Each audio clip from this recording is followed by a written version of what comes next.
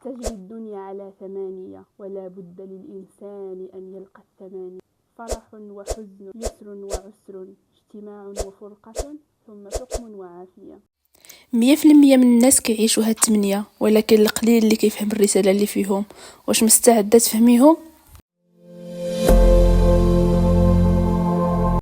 لا بد للإنسان في هذه الحياة أن تمر به أو أن يمر على الثمانية. أنت في رحلة كتولد باش تعيش واحد المدة معينة وتموت. لا بد في هذه الدنيا تتذوق طعم الفرح والسعادة. لا بد أحيانا كتكون ما بحالك حال، وأحيانا كتحزن حزن عظيم، وكتدخل أحيانا في اكتئاب. ضروري ما تذوق طعم الحزن، إذ أن ما كاينش شي حد في هذه الحياة، ما كاينش شي إنسان في هذه الكرة الأرضية غتسولو على مشاعر الحزن ويقول لك أنا ما عارفش هذه المشاعر شنو كيفاش دايرين، حيت أنا ما عمري جربتهم، أنا ما عمري حزنت. أنا من نهار خلاقيت فرحان.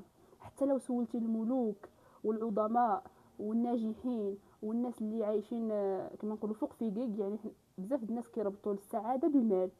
فغتمشي تسول اغنى الاغنياء العالم تقول لهم: واش جربتي اكتئاب؟ جربتي الحزن؟ قانون يسري على الجميع، على الاغنياء والفقراء والكبار والصغار والشيوخ والاطفال. خصك تعرف هادشي وتستوعبه، باش نهار يجيك لحظات ديال الحزن غتكون عارف انها مجرد فتره وغتمر.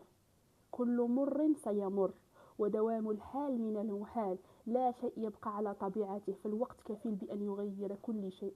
كل شيء كيتغير مع الوقت. الا كنت اليوم فرحان غدا غتحزن، والا كنت اليوم حزين غدا غتفرح. فهاد الشيء كيخليك تطمئن. انا اليوم حزينه، انا عارفه بلي واحد المده، واحد السيمانه، واحد الشهر، واحد البيريود اوف تايم، وغادي نولي فرحان عاوتاني. ومن بعد داك الفرحه غتكون متاكد بلي غتفرح واحد المده، ولا بد شي نهار تحزن.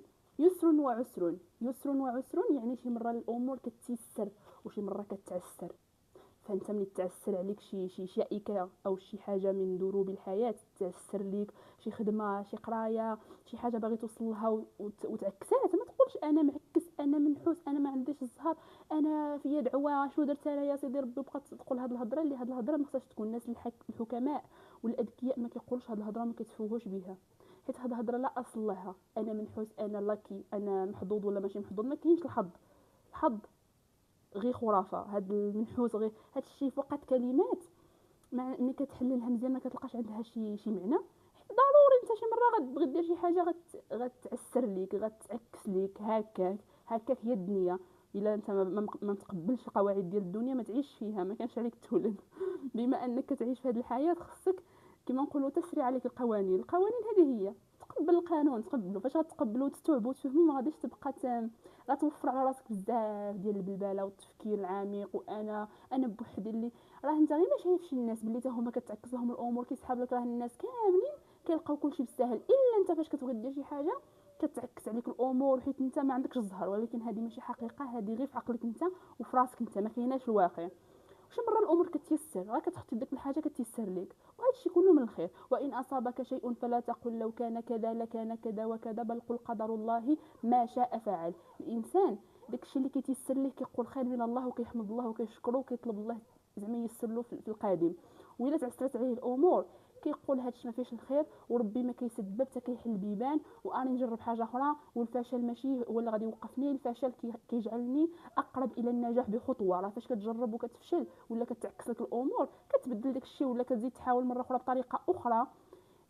ممكن تصدق ممكن ما تصدقش، ولكن انت كتاخذ تجربه، كتعلم الدرس. هذا الشيء هو اللي من الاخطاء نتعلم. يعني انت جميع الاحوال رابح. شنو رابح؟ رابح المعرفه اللي هي اصل كل شيء، رابح الحكمه، رابح التجربه. كتقرى راه انت واخا مثلا خسرتي في ديك الحاجه راك ربحتي معلومه، ربحتي درس، ربحتي تجربه. وهذا الشيء لا يقدر بثمن، حيت التجارب والحكمه والنضج وهذا الشيء كامل ما كيتشرى ما كيتباعش. واش ممكن تمشي للحانوت وتشري شويه النضج تقول له عافاك دير لي 1 2 كيلو ديال النضج، عافاك دير لي 3 كيلو ديال الحكمه؟ ممكنش، حيت هذا الشيء الثمن ديالو غالي. اللي هو كتدفع فيه الثمن هو حياتك يعني عمرك، يعني كدوز واحد الوقت، واحد المجهود، واحد الطاقه منك انت، من الداخل ديالك باش دير داك الحاجه. وديك الحاجه كتعلم منها واحد التجربه واحد الدرس. يعني الثمن هو انت، ما كاينش الفلوس، ما عندهاش ثمن، فهمتي؟ واغلى حاجه هي الوقت الانسان، والوقت اغلى ما عنيت بحفظه، واراه اسهل ما عليك يضيعه. الانسان كيقول غاليه كتسوى الفلوس. ما كاينش شي حاجه غاليه هي اكثر من وقتي. وقتي اغلى حاجه، حيت وقتي معدود، غنعيش واحد 60 عام وغنموت، خصني دغيا نقضي شنو غنقضي، ما بقاش انا نضيع في وقتي. فهمتوا؟ سقم وعافيه.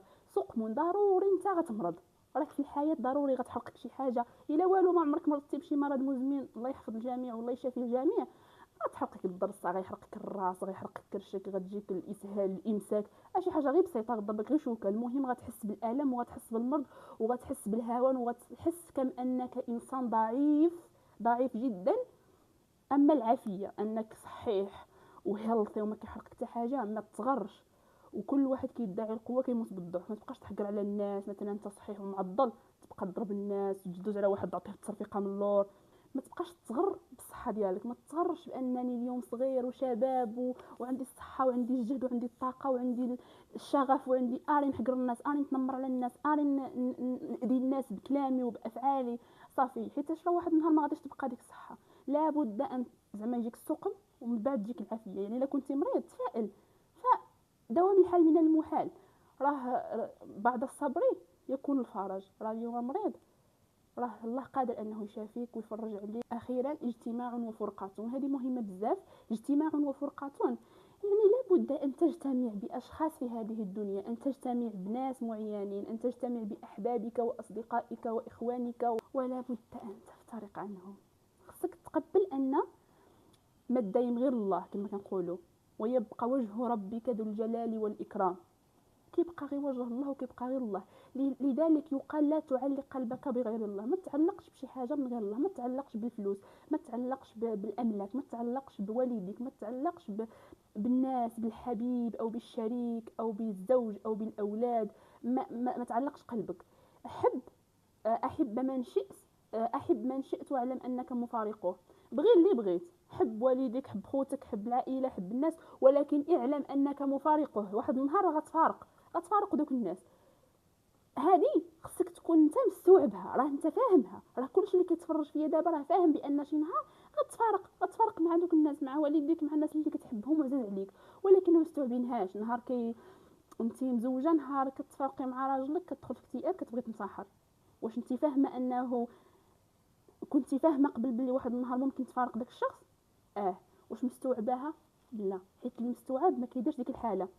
انا اللي بغى يمشي باي.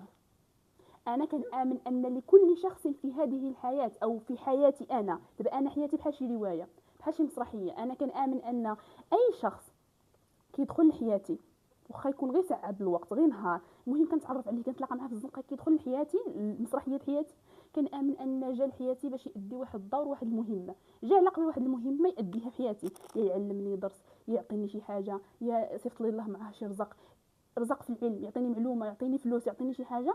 وغيجي واحد النهار، سواء دغيا سواء عام، عامين، شهر، شهرين، انا ما كيهمنيش. المهم انا مستوعبه ان المهمه ديالو غتسالي وغيمشي بحاله. وانا ما عمري كنسد البيبان ولا كنحاول نتشبت بالاشخاص، حيت انا عارفه بلي سالات المهمه ديالهم. ملي كتسالي المهمه اي ليت ات جو، كنطلق يدي ونخلي بنادم يمشي وباي باي. شكون ما كان يكون، ولادي، راجلي، والديا، اي دونت كير. وحتى فاش كيموت لي شي حد اللي عزيز عليا، انا كنبكي لانني ما كنسخاش بالفراق ديالو.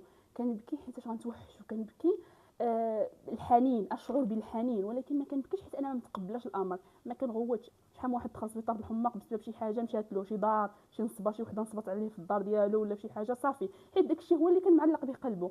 من خصك تعلق قلبك بالله، حيت هو الدايم. فكروا مزيان في هذه الهضره، وكنتمنى تكون هذه الهضره فاتتكم وتغير شي حاجه، تلمس شي حاجه في الداخل ديالكم، تخليكم تفكروا بشي طريقه اللي مختلفه للاحسن. وحتى هنا غنخليكم الى الفيديو القادم ان شاء الله. باي باي.